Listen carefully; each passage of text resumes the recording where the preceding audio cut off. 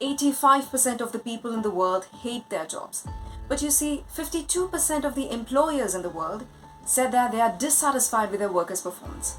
So, who is to blame? Many of us would say that it is the employers who are in the wrong, and rightly so. Wages and salaries hardly see any growth, saying there isn't any money, while the executives receive millions of dollars in bonuses. Don't ask about what are we going to do if you don't get a bonus. Get the damn $26 million. Spend your time and your effort thinking about the $26 million we need and not thinking about what you're going to do if we don't get a bonus. I've spoken enough about this in my previous videos. Have you checked them all out already? But today let's talk about one of the many reasons why people do not see any form of growth in their careers. In January this year, when nearly 3,000 employees in the US were surveyed, it was found that 70% felt underappreciated at work, and more than 52% said they did not receive opportunities for growth. These elements are specifically related to one of the most prominent management systems of any organization, performance management. No matter how large or small your corporation, performance management is of utmost importance. Now, you as a small organization may assume that it is for large or massive corporations alone, but this video would prove you wrong. Let's first understand what performance management really entails. You and your staff need to effectively achieve your company's goals and objectives, and in order to make sure that every one of you are in the right path, plan your ways, monitor your progress, evaluate your performance, and develop your team to become better. Better than who? Your competition? Or their in-office counterparts? No. Better than what your teammates were a month ago or even a day ago. And this is a fundamental point that most organizations missed. What most companies did and continue to do so today is use a system called performance appraisal system or performance rating system. On a biannual or an annual basis, managers assess and rate their employees' performance based on predetermined goals and competencies. Here's how it goes about. At the beginning of a performance period, managers and employees get together to set goals based on the company's yearly objectives. Now, let's say the performance period is for 6 months. For the entire 6-month duration, the manager monitors the employee's performance. But let me pause here a little and give you something to think about. What if the manager has over 5 people to supervise and keep track of for over 6 months or even a year, while also making sure that his or her own targets are being met? Anyway, let's go back to the process now. After the 6-month period is over, managers and employees come back together and discuss the progress, achievements, challenges, and any necessary adjustments to goals and expectations. And it is only after this 6-month period that any feedback is provided or areas of improvement identified. If you are not seeing a problem in this entire process, keep watching. But now is time for evaluation, and I want you to pay close attention to this one.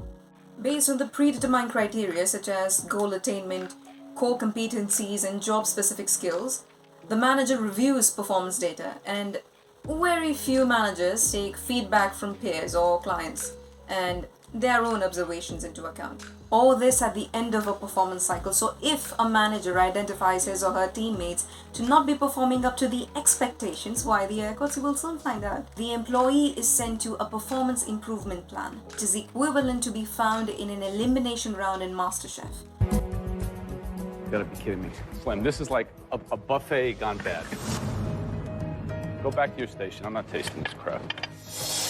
You guys have to, at this point in the competition, you need to be listening to what we're telling you about what we're producing, because this is ridiculous.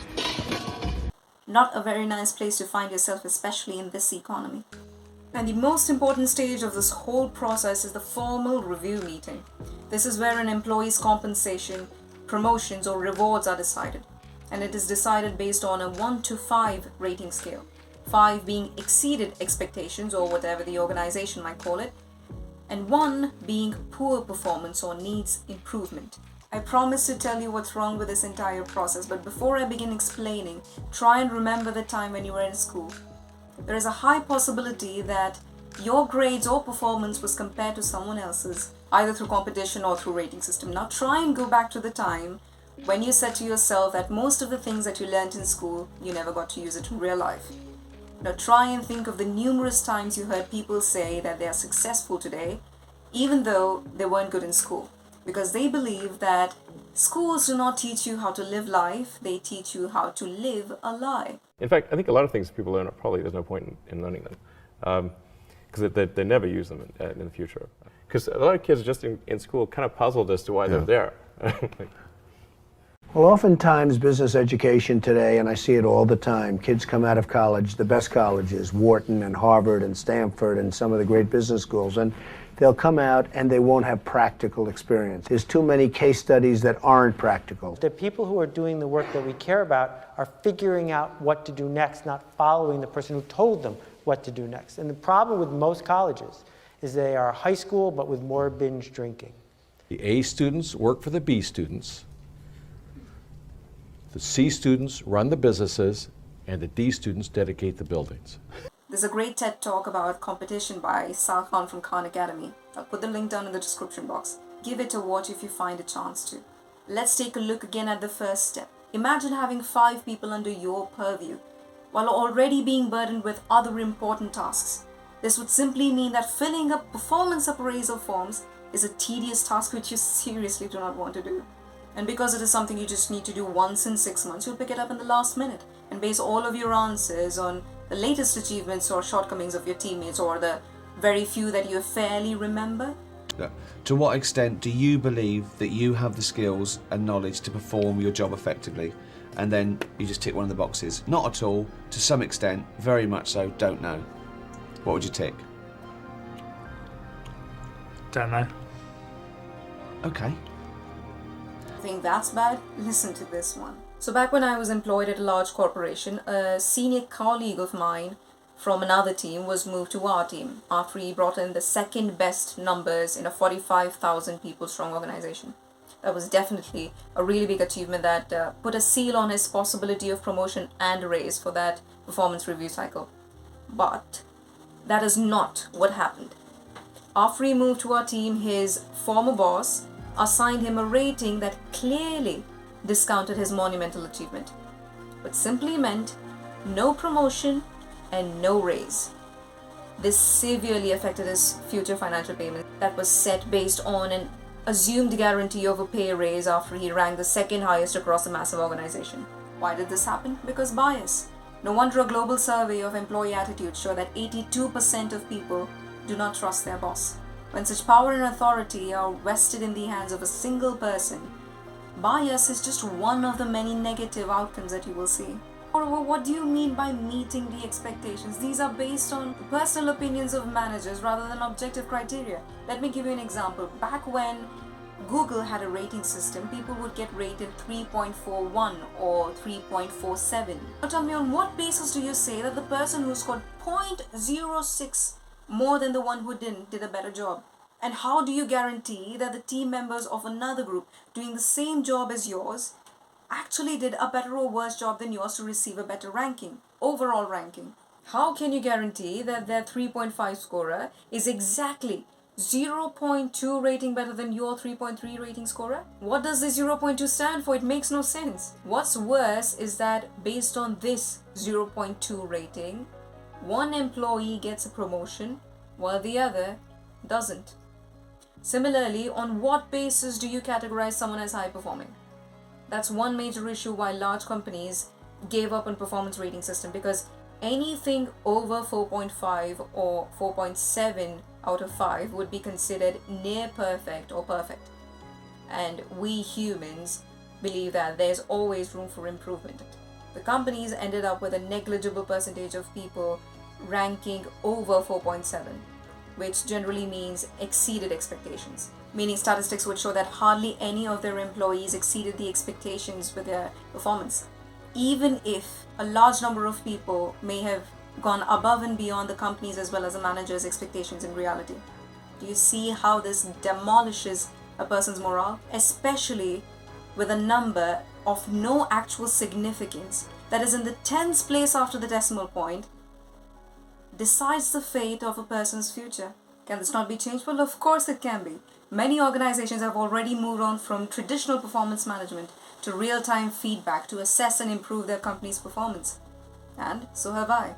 To give you examples, after the switch, General Electric was able to drive a 5-fold productivity increase in the next 12 months and sourced a number of very profitable ideas for improvement inside and outside of the organization from conversations. And Adobe reported increased employee engagement, improved collaboration, and better business outcomes following this change. All that the manager needs to do is address and provide feedback as and when the achievements or shortcomings occur. They can utilize informal methods as well, for example, during lunch hours or perhaps even team outings. However, in the long run, it still won't cut out the problem of bias. Who gets a promotion, who receives the bonus, would still be a problem at hand. Which is why, here's what I suggest. In order for this system to work successfully, the most important change that the companies need to make is to move from the traditional top-down approach and switch to the high-performance management style. That is, instead of one person commanding over everyone else as if it's some form of authoritarianism, the company must bring in flat teams where they self-manage and self-organize. Once that's done, we can keep the first step of the performance rating system. That is, once the objectives of the company are set for the financial year, the employees can get together and assess what the team's objectives for the financial year must be, and also what the performance expectation for each team member be for the financial year. Because open communication is a must for high-performance management systems to work, continuous feedback becomes second nature to all the members in the team. And because it is a flat structure, not one person, but all the members' views about a person's performance would decide the individual's future. Now, this feedback must be maintained under the individual's profile, visible to anyone in the organization under the human resource management system for complete transparency. And this feedback must be fed in anonymously. The performance indicators used must include job-specific requirements that a person should excel in, skills and knowledge requirements to advance, contributions made to the team during the financial year, and progress in personal development. Every employee must therefore have easy access to the learning and development materials as well as the training programs. And on completion of these 6 months, every employee must take a form of personality test in order to assess their views about their performance versus their team members' views about their performance and see how much in alignment the two are. This will allow them ample amount of time before the test to hit on their goals and ample amount of time before the annual review to work on their grey areas. This way, at the end of each performance cycle, every employee will be aware of his or her strengths and weaknesses. Under strengths, you've just put accounts. Yeah.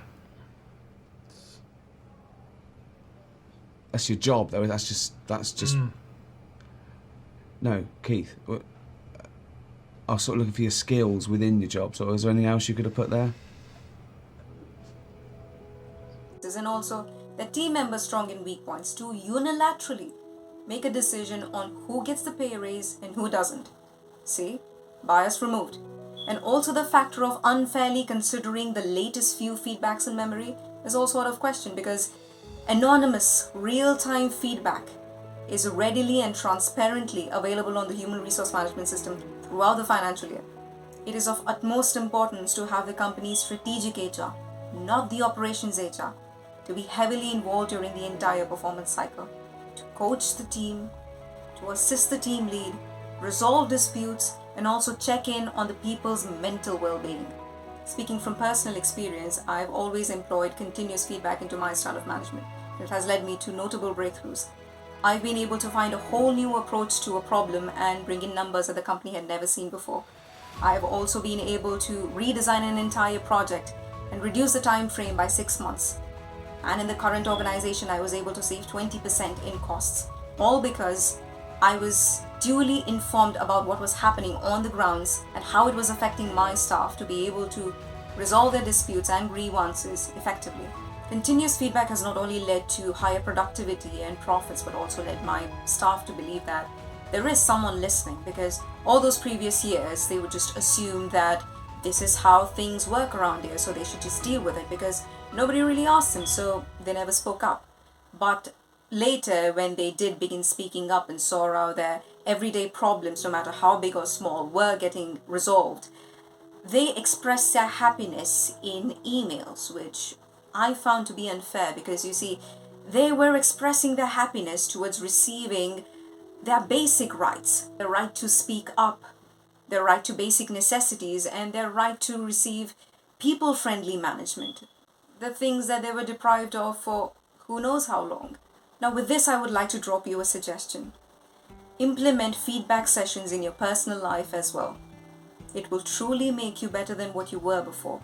I've been doing this for over 9 years now, and this is how I do it. Every year before the New Year's or before my birthday, whichever is convenient to the person, I ask people from my professional as well as personal life with whom I've spent the most time in the previous year to let me know what are the things that I need to improve upon, and also if there were instances when I upset them.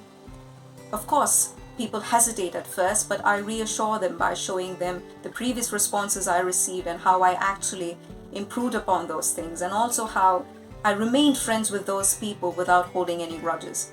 I also encourage them to be completely frank and berate me if they wish to. They can leave me a feedback either face-to-face or through a message, that is text message, emails, voice note, or perhaps even a handwritten note. And I promise them to not respond until I completely soak in the information, calm myself down, and be ready to have a healthy adult conversation. You need to do something about your BO. You need to do something about your BO. You need to do something about your coffee breath. You Okay, need to no, do something shut about up, your... shut up. Of course, there have been feedbacks that one would not want to hear about themselves because I'm a brutally honest person, basically have a summarized word for a tongue, although it is now appreciated. But when I was younger, let's just say that I do not have a filter in my mouth. So yes, when you first try this and get to see the shadow side of yourself, it will hurt. But you see, it will only hurt you for a really short period of time, because most times it so happens that you are already aware subconsciously about this unhealthy trait of yours, but only got to face it now, fully, after someone else pointed it out to you. Believe me, after receiving the 4th feedback about your shadow side and actually working upon it, because by now people know that you're aware of your unhealthy traits, you will come back to do this process time and again, because you will have yourself seen how it has improved you to become a better version of yourself that you had been looking to become for all these years. But I warn you to make sure that you do not go seeking feedback from people who you know to be narcissists, a complaint box, or worse, a snowflake. Because these people will do you more harm than good. And understand this, even though your personal life is separate from your professional life, you are the one living them both on the same day. So you cannot continue to be a messed up person in your personal life and then assume that you are considered to be the go-to person by everyone in the office. You're really out of sync with what the reality is if that is the case. Well, I've left a podcast down below in the description box about feedbacks to make sure to check it out. And if you have an insatiable thirst for knowledge just like I do, subscribe.